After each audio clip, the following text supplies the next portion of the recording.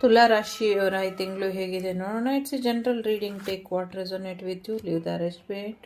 ಸದ್ಯಕ್ಕೆ ಈ ತಿಂಗಳು ನಿಮ್ಮ ವಿಲ್ ಪವರ್ ತುಂಬ ಚೆನ್ನಾಗಿ ನಿಮಗೆ ಅನುಕೂಲಕ್ಕೆ ಬರುತ್ತೆ. ಜೊತೆಗೆ ಏನು ಮಾತಾಡಬೇಕು, ಏನು ಮಾಡಬೇಕು, ಏನು ಮಾಡಬಾರ್ದು, ಇದು ನಿರ್ಧಾರ ತಗೊಂಡು ಮಾಡಿ ಅನ್ನುವಂಥದ್ದು ಇದೆ. ಮೇಷರಾಶಿ, ಮಿಥುನ ರಾಶಿ ತುಂಬ ಇಂಪಾರ್ಟೆಂಟ್ ಅಂತ ಅನ್ನಿಸ್ತಾ ಇದೆ. ಜೊತೆಗೆ ಮಾತಾಡಬೇಕಾಗಿದ್ರೆ ಅಥವಾ ಯಾರಿಗಾದರೂ ಏನಾದರೂ ಕನ್ವಿನ್ಸ್ ಮಾಡಬೇಕು ಅಂದರೆ ಸರಿಯಾದ ರೀತಿಯಲ್ಲಿ ಕನ್ವಿನ್ಸ್ ಮಾಡಿ ಅನ್ನುವಂಥದ್ದು ಇದೆ. ನಿಮ್ಮ ಒಡ ಹುಟ್ಟಿದವರು ಯಾರನ್ನೂ ಭೇಟಿಯಾಗುವಂಥ ಸಾಧ್ಯತೆಗಳು ಕೂಡ ಇದೆ. ತುಂಬ ಭಾವನೆಗಳು ಇದೆ. ಹಳೆಯದಲ್ಲಿ ಹಿಂದೆ ಮಾಡಿದ ತಪ್ಪುಗಳನ್ನ ಮತ್ತೆ ಮಾಡೋಕ್ಕೆ ಹೋಗಬೇಡಿ.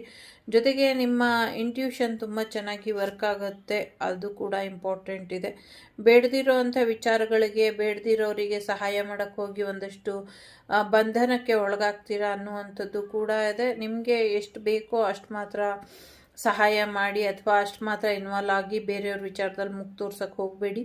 ಜೊತೆಗೆ ಒಂದಷ್ಟು ವಿಚಾರಗಳು ನಿಮಗೆ ಬ್ಲ್ಯಾಕ್ ಮ್ಯಾಜಿಕ್ ಎನರ್ಜಿ ಮಾಡಿರೋರ ಬಗ್ಗೆ ಮಾಹಿತಿನ ಕೊಡುತ್ತೆ. ಜೊತೆಗೆ ಎಲ್ಲೂ ನಿಮ್ಮ ಒಂದು ಐಡೆಂಟಿಟಿ ಹೊರಗೆ ಬರ್ದಿರೋ ಹಾಗೆ ನೋಡ್ಕೊಳ್ಳಿ ಅನ್ನುವಂಥದ್ದು ಇದೆ. ಜೊತೆಗೆ ಧನಸ್ಸು ರಾಶಿಯವ್ರು ತುಂಬ ಇಂಪಾರ್ಟೆಂಟ್ ಅಂತ ಕೂಡ ಅನ್ನಿಸ್ತಾ ಇದೆ. ಸ್ವಲ್ಪ ತಾಯಿ ಆರೋಗ್ಯದ ಕಡೆ ಹೆಚ್ಚಿನ ಗಮನನ ಕೊಡಿ ಅನ್ನುವಂಥದ್ದು ಇದೆ.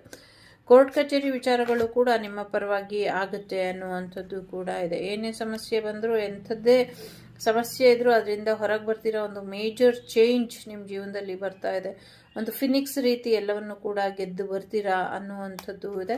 ಸೊ ಹಾಗಾಗಿ ನಿಮ್ಮನ್ನು ನೀವು ತುಂಬ ಚೆನ್ನಾಗಿ ನೋಡ್ಕೊಳ್ಳಿ ಅನ್ನುವಂಥದ್ದು ಇದೆ. ನಿಮ್ಮ ಡೆಸ್ಟಿನಿ, ನಿಮ್ಮ ಕೆರಿಯರ್ ಏನಿದೆ ತುಂಬ ಚೆನ್ನಾಗಿ ಹೋಗುತ್ತೆ, ತುಂಬ ಯಶಸ್ಸನ್ನು ನೋಡ್ತೀರಾ. ಇದರಿಂದ ಇನ್ನೂ ಹೆಚ್ಚಿನ ಅನುಕೂಲಗಳು ಆಗುತ್ತೆ ಅನ್ನುವಂಥದ್ದು ಇದೆ. ಇಷ್ಟ ಆಯಿತು ಅಂತ ಅಂದ್ಕೊಳ್ತೀನಿ. ಇಷ್ಟ ಆದರೆ like, share and subscribe Shri Vagdevi Kannada channel.